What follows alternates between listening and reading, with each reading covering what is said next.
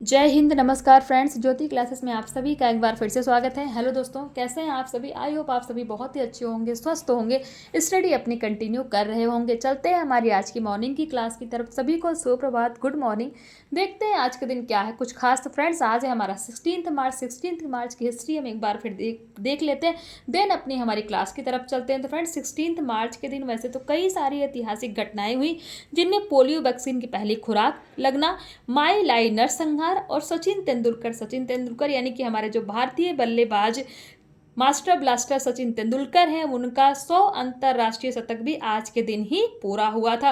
और वो 100 अंतर्राष्ट्रीय शतक पूरे करने वाले पहले बल्लेबाज बने थे, यानी कि पहले बल्लेबाज ऐसे थे जिन्होंने 100 अंतर्राष्ट्रीय शतक बनाए थे। और वो बनाए कब थे? 12 मार्च 2012 को उनका 100 अंतर्राष्ट्रीय शतक पूरा हुआ। तो ये तो थी फ्रेंड्स हमारी आज की हिस्ट्री। आई होप आपको आज की हिस्ट्री पता लग गई होगी। चलते हैं आज की हमारी होम साइंस की क्लास की तरफ। जैसा कि आप सभी जानते हैं, हम कर रहे हैं हमारी होम साइंस की सीरीज, जिसमें कर रहे हैं फ्रेंड्स हमारा क्लास 6 से 12 तक की पढ़ाई, जो कि बहुत ही अच्छे से कंटिन्यू है।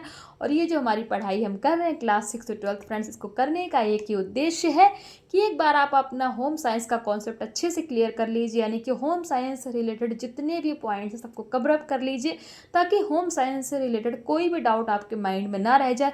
चाहे आप किसी क्लास के लर्नर्स हैं या फिर किसी भी कॉम्पिटेटिव एग्जाम की तैयारी कर रहे हैं। जी हाँ फ्रेंड्स, आप किसी भी कॉम्पिटेटिव एग्जाम की तैयारी कर रहे हैं जो कि होम साइंस से रिलेटेड है, तो ये सीरीज आपको काफ़ी हेल्प करेगी। और जो जितने भी हमारे व्यूवर्स हैं, जो भी टीजीटी पीजीटी की तैयारी कर रहे हैं, या फिर जो भी हमारे क्लास 6 to 12 में है, उनके लिए भी सीरीज काफ़ी हेल्पफुल होने वाली है। और हाँ, जो ये सीरीज हमारी चल रही है ना क्लास 6 to 12, उसमें हमने क्लास 6 to 8 तक की पढ़ाई को कंप्लीट कर लिया है। अगर आपने उन वीडियोस को देखा होगा तो आपको पता चल गया होगा कि हमने हर एक टॉपिक को डिटेल में किया है। नहीं देखा है तो प्लेलिस्ट में जाके वहाँ से उन वीडियोस को वॉच आउट करके अपने कॉन्सेप्ट को क्लियर कर सकते हैं, क्योंकि हर एक टॉपिक को फ्रेंड्स बहुत ही डिटेल में कराया गया है। और जुड़ सकते हैं हमारी सीरीज के साथ। और चैनल पर नए आए हैं तो प्लीज़ चैनल को सब्सक्राइब कर लीजिए हमारी सीरीज का हिस्सा बनने के लिए, और बेल आइकन को फ्रेंड्स अवश्य प्रेस कीजिए, क्योंकि जब भी वीडियो अपलोड होती है आपके पास नोटिफिकेशन पहुंचे। और इन वीडियोस को ज़्यादा से ज़्यादा अपने दोस्तों के साथ भी शेयर कीजिए, ताकि उनकी भी पढ़ाई कंटिन्यू चल सके। और कमेंट के माध्यम से फ्रेंड्स प्लीज़ अपनी राय भी हमें अवश्य बताया करिए, क्योंकि आपकी एक राय हमारे लिए बहुत ही महत्वपूर्ण होती है। चलते हैं हमारी आज की क्लास की तरफ फ्रेंड्स। आज हम करने वाले हैं हमारे क्वेश्चन आंसर्स की प्रैक्टिस, जो कि बहुत ही इंपॉर्टेंट होने वाली है। और एक क्वेश्चन आंसर्स की प्रैक्टिस करने से पहले हम एक बार अध्याय एक नज़र के माध्यम से हमने क्या कंप्लीट किया, चैप्टर 12 कंप्लीट किया क्लास 9 का, उसको फटाफट एक बार रिवाइज कर लेते हैं कि हमारा पूरा आखिर चैप्टर 12 था क्या। तो ये देखिए फ्रेंड्स, हम चलते हैं फटाफट अध्याय एक नज़र के माध्यम से हम देखते हैं। चैप्टर 12 में हमने पढ़ा था भोजन।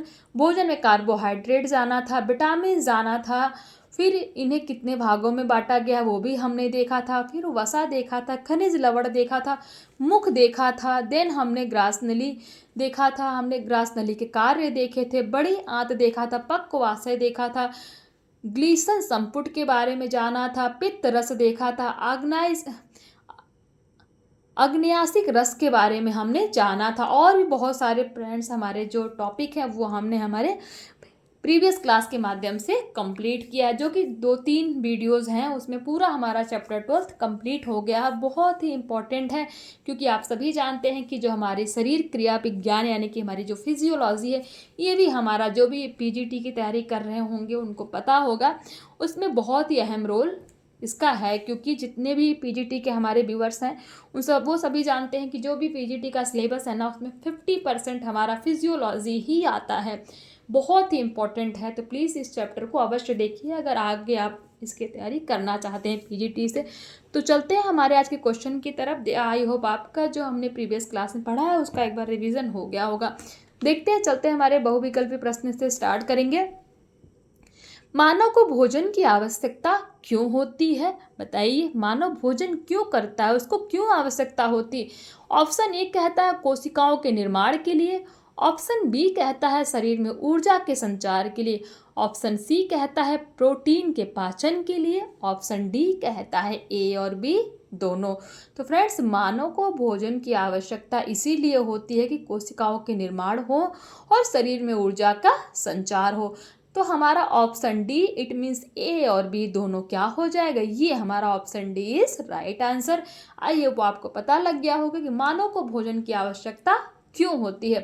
प्रश्न 2 कहता है मनुष्य की भूख शांत होती है, कैसे शांत होती है। ऑप्शन ए कहता है खाद्य सामग्री ग्रहण करने से, ऑप्शन बी कहता है खाद्य सामग्री उत्पादन करने से, ऑप्शन सी कहता है खाद्य सामग्री को पकाने से, एंड ऑप्शन डी कहता है उपरोक्त में से कोई नहीं। तो ऐसा तो हो नहीं सकता। मनुष्य की भूख शांति ही कैसे होती है, जब वो खाने यानी कि खाद्य सामग्री यानी कि जो भी कुछ हम खाना खाते हैं उनको ग्रहण करने से, जब हम खाद्य सामग्री को खाते हैं तो हमारी भूख शांत होती है। It means option A is हमारा क्या हो जाएगा, राइट आंसर। अब प्रश्न 3 क्या कहता है देखते हैं। कार्बन, हाइड्रोजन एवं ऑक्सीजन के संयोग से कौन से प्रमुख पोषक तत्व का निर्माण होता है। अगेन रिपीट करूंगी, कार्बन, हाइड्रोजन एवं ऑक्सीजन के संयोग यानी कि जब कार्बन, हाइड्रोजन और ऑक्सीजन तीनों मिलते हैं तो इनसे प्रमुख पोषक तत्व का कौन सा प्रमुख पोषक तत्व है जिसका निर्माण होता है। ऑप्शन ए कहता है प्रोटीन का, ऑप्शन बी कहता है वसा का, ऑप्शन सी कहता है विटामिन का, और ऑप्शन डी क्या कहता है कार्बोहाइड्रेट का। तो फ्रेंड्स, कार्बन, हाइड्रोजन एवं ऑक्सीजन का जब संयोग होता है तो उससे जिस पोषक तत्व का निर्माण होता है वो क्या है, carbohydrate. It means option D is हमारा राइट आंसर। प्रश्न 4 कहता है गेहूं, चावल, मक्का इत्यादि में प्रमुख रूप से कौन से पोषक तत्व पाए जाते हैं। जो हमारा गेहूं, चावल, मक्का होता है इन सभी में कौन से पोषक तत्व पाए जाते हैं। तो ऑप्शन ए कहता है कार्बोहाइड्रेट, ऑप्शन बी कहता है वसा, ऑप्शन सी कहता है प्रोटीन, ऑप्शन डी कहता है इनमें से कोई नहीं। तो गेहूं, चावल, मक्का इत्यादि में प्रमुख रूप से जो पोषक तत्व पाया जाता है वो क्या है, हमारा carbohydrate. It means option A is right answer. प्रश्न 5 देखते हैं निम्नलिखित में से कौन सा खाद्य पदार्थ कार्बोहाइड्रेट का प्रमुख स्रोत है। ऑप्शन ए कहता है घी, ऑप्शन बी कहता है शक्कर, ऑप्शन सी कहता है सोयाबीन, और ऑप्शन डी कहता है मछली। तो फ्रेंड्स, खाद्य पदार्थ कार्बोहाइड्रेट का प्रमुख स्रोत क्या है, शक्कर। It means option B is right answer. प्रश्न 6 देखते हैं प्रोटीन की रचना कितने अमीनो अम्लों के संयोग से हुई है। यानी कि जो प्रोटीन की रचना हुई है उसमें कितने अमीनो अम्ल शामिल हैं। तो ऑप्शन ए कहता है 20, ऑप्शन बी कहता है 5, ऑप्शन सी कहता है 10, और ऑप्शन डी कहता है 40। It means 40। तो प्रोटीन की रचना जो है ना वो 20 अमीनो अम्लों के संयोग से हुई है। It means option A is हमारा राइट आंसर। क्या हो जाएगा, 20। अब देख लेते हैं प्रश्न 7 क्या कहता है इनमें से कौन प्रोटीन प्राप्ति के प्रमुख स्रोत हैं। प्रोटीन प्राप्ति के कुछ आपको ऑप्शन दे रखे हैं, बस पूछ रहे हैं कि इसमें से कौन से प्रोटीन प्राप्ति के प्रमुख स्रोत हैं। ऑप्शन ए कहता है soybean, option B is badam, option C is paneer, option D कहता है ये सभी। तो फ्रेंड्स, प्रोटीन हमें सोयाबीन से भी मिलता है, बादाम से भी मिलता है, पनीर से भी मिलता है। इट मीन्स हमारे जितने सारे ये दिए हैं सारे ही क्या हो जाएंगे, ये सभी। It means option D is हमारा राइट आंसर। प्रश्न 8 क्या कहता है निम्नलिखित में से कौन सा विटामिन जल में घुलनशील है। तो ऑप्शन ए कहता है विटामिन ए, ऑप्शन बी कहता है विटामिन बी, ऑप्शन सी कहता है विटामिन ई, ऑप्शन डी कहता है ये सभी। तो फ्रेंड्स, हमारा जो विटामिन बी है ये क्या है, जल में घुलनशील विटामिन है। आपको याद होगा हमने हमारे क्लास में पढ़ा था 2 टाइप्स के विटामिन होते हैं, जल में घुलनशील और वसा में घुलनशील विटामिन। तो जो हमारा विटामिन बी है ये हमारा किस में है, जल में घुलनशील विटामिन है। तो ऑप्शन बी इज हमारा राइट आंसर। प्रश्न 9 कहता है निम्नलिखित में से कौन सा विटामिन वसा में घुलनशील है। ऑप्शन ए कहता है vitamin D, option B vitamin E, option C vitamin K, या ऑप्शन डी ये सभी। तो फ्रेंड्स, वसा में घुलनशील विटामिन ये सभी हैं, यानी कि वसा में विटामिन डी भी घुलनशील है, विटामिन ई भी है, विटामिन के भी, यानी कि ये सभी जितने भी पॉइंट्स दिए गए हैं वो सारे ही हमारे क्या है, वसा में घुलनशील है। तो ऑप्शन डी इज हमारा राइट आंसर। प्रश्न 10 कहता है निम्नलिखित में से किस विटामिन में नाइट्रोजन पाया जाता है। यानी कि कौन सा ऐसा विटामिन है जिसमें नाइट्रोजन पाया जाता है। ऑप्शन ए कहता है विटामिन सी, ऑप्शन बी कहता है विटामिन डी, ऑप्शन सी कहता है vitamin B, and option D कहता है विटामिन ई। तो फ्रेंड्स, नाइट्रोजन पाए जाने वाला विटामिन क्या है, विटामिन बी। यानी कि जो हमारा विटामिन बी है उसमें क्या पाया जाता है, नाइट्रोजन पाया जाता है। इट मीन्स हमारा option C is right answer. Question 11th पे चलते हैं। थायमीन किस विटामिन का रासायनिक नाम है? हमने पढ़ा था ना, विटामिन पढ़े थे, उनके रासायनिक नाम भी यानी कि अदर नेम भी देखे थे। तो बताइए थायमीन किस विटामिन का दूसरा नाम है? तो थायमीन जो देखते हैं, ऑप्शन ए कहता है विटामिन बी, ऑप्शन बी कहता है विटामिन सी, ऑप्शन सी कहता है vitamin A and option D क्या कहता है? Vitamin B. तो फ्रेंड्स थायमीन जो है विटामिन बी का रासायनिक नाम है, आपको पता होना चाहिए। थायमीन क्या है? विटामिन बी का ही रासायनिक नाम है।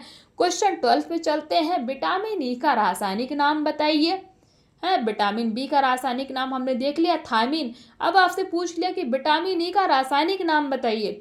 तो ऑप्शन ए है कैलीफेरॉल, ऑप्शन बी है फिलोक्विलोन, ऑप्शन सी है टोकोफेरॉल, ऑप्शन डी है एस्कॉर्बिक एसिड। तो फ्रेंड्स विटामिन ई का जो रासायनिक नाम है वो क्या है?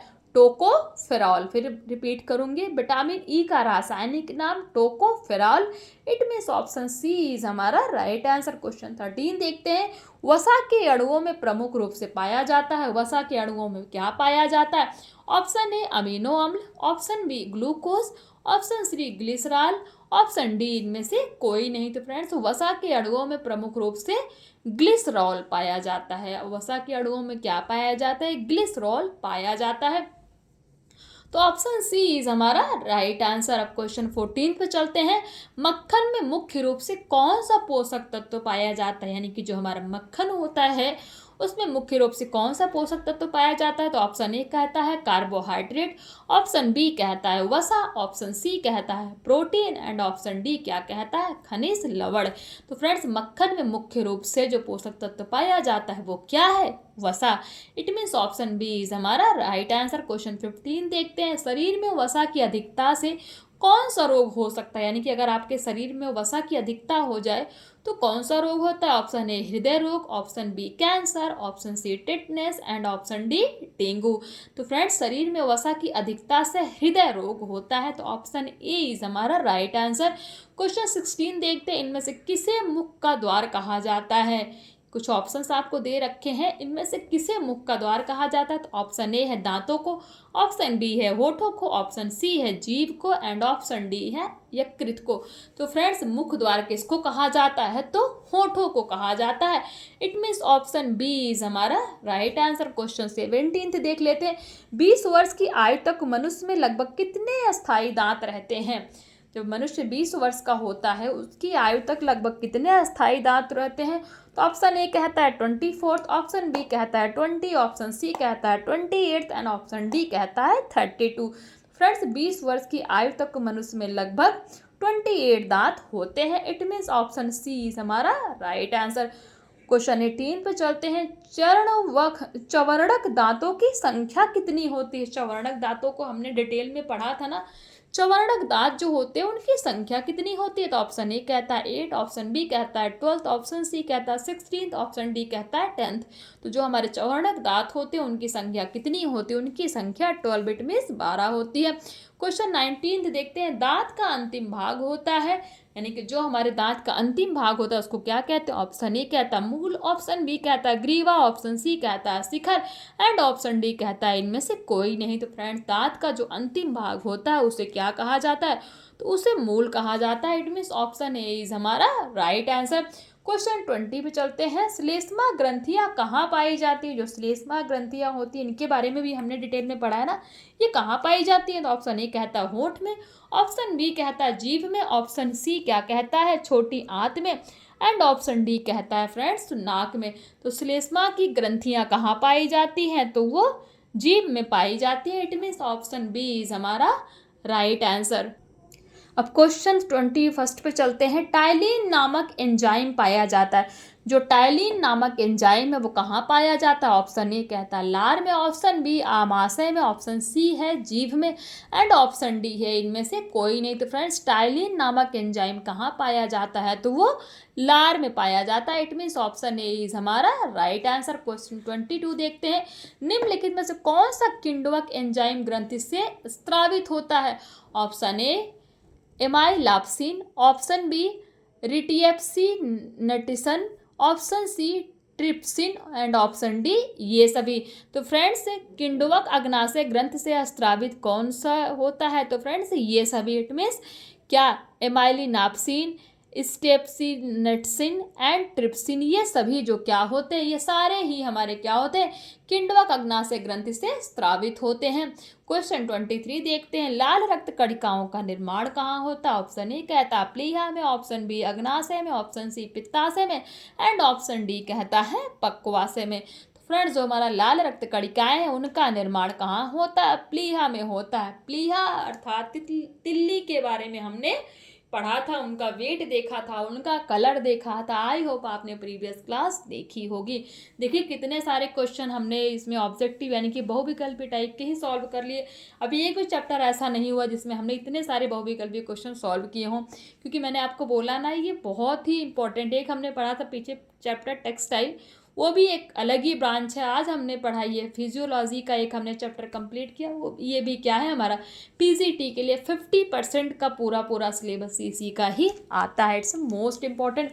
अब इसमें अति लघु उत्तरीय प्रश्न, आहार का क्या अर्थ है? आहार वह ठोस अथवा तरल खाद्य सामग्री है जिसको ग्रहण करने से भूख शांत होने के साथ साथ शारीरिक वृद्धि एवं विकास होता है। प्रश्न 2 कहता है पोषण विज्ञान के अनुसार एक स्वस्थ शरीर के लिए कितने प्रमुख पोषक तत्व आवश्यक है? एक स्वस्थ मनुष्य के लिए 6 प्रमुख पोषक तत्व आवश्यक हैं। हमने पढ़े थे वो प्रमुख पोषक तत्व हैं क्या क्या, बताइए फटाफट कमेंट करके। क्वेश्चन 3 कहता है कार्बोहाइड्रेट के 2 कार्यों को बताइए। तो कार्बोहाइड्रेट का पहला कार्य है यह पाचन क्रिया को सुचारू रूप से चलाने के लिए आवश्यक होता है। दूसरा यह मांसपेशियों के निर्माण का भी कार्य करता है। क्वेश्चन 4 कहता है प्रोटीन का क्या कार्य है? प्रोटीन का प्रमुख कार्य है शरीर की कोशिकाओं की वृद्धि और उसकी मरम्मत करना। क्वेश्चन 5 कहता है वृद्धि कारक किन्हें कहते हैं? विटामिन बी को वृद्धि कारक भी कहते हैं, यानी कि जो हमारा विटामिन होते हैं ये हमारी वृद्धि में भी हमारी हेल्प करते हैं। क्वेश्चन 6 कहता है जल में घुलनशील प्रमुख विटामिनों के नाम लिखिए। फ्रेंड्स विटामिन बी एवं सी जल में क्या है? घुलनशील विटामिन है। प्रश्न 7 कहता है वसा में घुलनशील प्रमुख विटामिनों के नाम बताइए। तो वसा में घुलनशील प्रमुख विटामिन ए, डी, ई एवं के, यानी कि ए, डी, ई और के जो है ये क्या है? वसा में घुलनशील विटामिन है। क्वेश्चन 8 कहता है विटामिन बी समूह के प्रकार कौन कौन से हैं? तो विटामिन बी 11 प्रकार के विटामिनों का समूह है। जो हमारा विटामिन बी है इसमें 11 प्रकार के विटामिन पाए जाते हैं। क्वेश्चन 9 कहता है राइबोफ्लेविन किस विटामिन का रासायनिक नाम है? तो फ्रेंड्स राइबोफ्लेविन विटामिन B2 का रासायनिक नाम है। बहुत ही इंपॉर्टेंट है, राइबोफ्लेविन विटामिन B2 का रासायनिक नाम है। क्वेश्चन 10 कहता है विटामिन B3 का रासायनिक नाम क्या है? बताइए। विटामिन B3 का रासायनिक नाम नियासिन अथवा निकोटिनिक अम्ल है। विटामिन B3 का रासायनिक नाम क्या है? नियासिन या निकोटिनिक अम्ल भी इसको कहते हैं। क्वेश्चन 11 कहता है साइनोकोबाल्मीन किस विटामिन का रासायनिक नाम है? इट मीन्स साइनोकोबाल्मीन किस विटामिन का रासायनिक नाम है? तो विटामिन B12 का रासायनिक नाम क्या है? साइनोकोबाल्मीन। क्वेश्चन 12 कहता है विटामिन ए का रासायनिक नाम क्या है? विटामिन ए का रासायनिक नाम रेटिनॉल है। विटामिन ए का रासायनिक नाम क्या है फ्रेंड्स? तो रेटिनॉल है। क्वेश्चन 13 देख लेते हैं फटाफट। शरीर में विटामिन ए की कमी से कौन सा रोग होता है? शरीर में विटामिन ए की कमी से रतौंधी रोग होता है। शुद्ध जल कैसा होता है? इसका रासायनिक सूत्र भी बताइए। क्वेश्चन 14 जो शुद्ध जल होता है वो रंगहीन, गंधहीन तथा स्वादहीन होता है और इसका रासायनिक सूत्र क्या है? H2O, यानी कि H2O शुद्ध जल का रासायनिक सूत्र है। और ये रंगी, इसमें ना कोई कलर होता है, ना इसमें कोई गंध होती है, ना इसमें कोई स्वाद होता है। क्वेश्चन 15 कहता है वसा क्या होता है? वसा शरीर को ऊर्जा प्रदान करने वाला एक प्रमुख खाद्य पदार्थ है जिसका निर्माण ग्लिसरॉल तथा वसा अम्ल के संयोग से होता है। क्वेश्चन 16 शरीर में हीमोग्लोबिन के निर्माण के लिए कौन सा तत्व आवश्यक है? शरीर में हीमोग्लोबिन के निर्माण के लिए लौह तत्व आवश्यक है। क्वेश्चन 17 दांत मुख्यतः कितने प्रकार के होते हैं फ्रेंड्स? तो दांत मुख्यतः 4 प्रकार के होते हैं। कौन कौन से? कृंतक, रदनक, अग्रचवर्णक एवं चवर्णक। तो ये 4 प्रकार के दांत होते हैं। इनको हमने बहुत ही डिटेल में पढ़ा कि कृंतक, रदनक एवं अग्रचवर्णक एंड चवर्णक ये दांत होते क्या है, कैसे इनकी संख्या कितनी होती है, इन सभी को हमने बहुत ही डिटेल में पढ़ा है।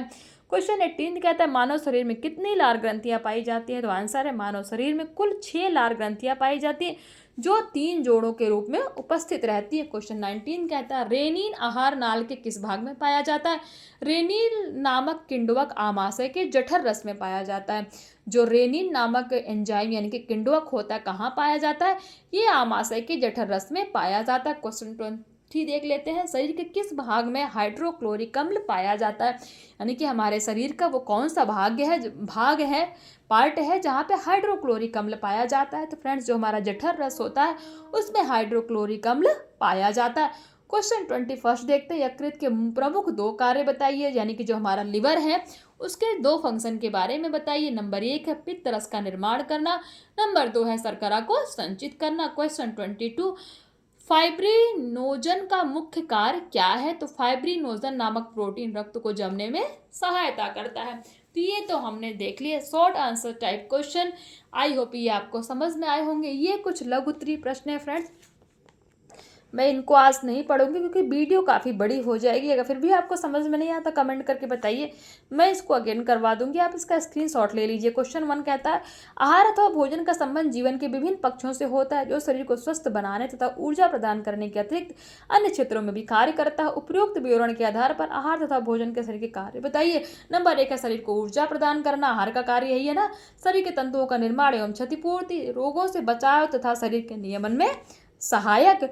और क्वेश्चन 2 देख लेते हैं, कार्बोहाइड्रेट का आहार के प्रमुख पोषक तत्व के रूप में क्या महत्व है। तो इसमें कुछ पॉइंट्स हैं फ्रेंड्स, ये आप देख लीजिए, इनका स्क्रीनशॉट ले लीजिए क्योंकि वीडियो फ्रेंड्स काफ़ी बड़ी हो जाएगी। विटामिन ई के रासायनिक नाम, स्रोत, कार्य तथा अभाव के कारण उत्पन्न होने वाले रोगों का विवरण दीजिए। हमने सब कुछ पढ़ रखा है, वही सब आपसे क्वेश्चन पूछ लिया गया है। आपको ये तो जो हमारे लर्नर्स हैं ना क्लास 9 के, उनके लिए काफ़ी हेल्पफुल होने वाली है। और जितने भी हमारे कॉम्पिटेटिव एग्जाम हो रहे हैं उनके लिए ये इंपॉर्टेंट है क्योंकि ये तो वही है जो हमने हमारी क्लास में पढ़ रखा है। क्वेश्चन 4, वसा क्या है, शरीर के लिए क्यों आवश्यक है, देख लीजिए। हमने पढ़ा वसा के बारे में भी, इसके आंसर्स भी आप चाहें इनका स्क्रीनशॉट ले सकते हैं। खनिज लवण क्या है, शरीर में सोडियम खनिज की उपयोगिता बताइए, इसको भी हमने पढ़ रखा है। क्वेश्चन 6 कहता है, दांत के प्रमुख प्रकारों के बताइए। हमने देखा कुंदक दंत देखा, रदनक देखा, अग्र चवर्णक देखा एंड चवर्णक दांत के बारे में हमने बहुत ही डिटेल में पढ़ा है। क्वेश्चन 7 कहता है, लार ग्रंथियां कहाँ पाई जाती है, इनके कितने प्रकार होते हैं, तो हमने इनको भी देख दिया।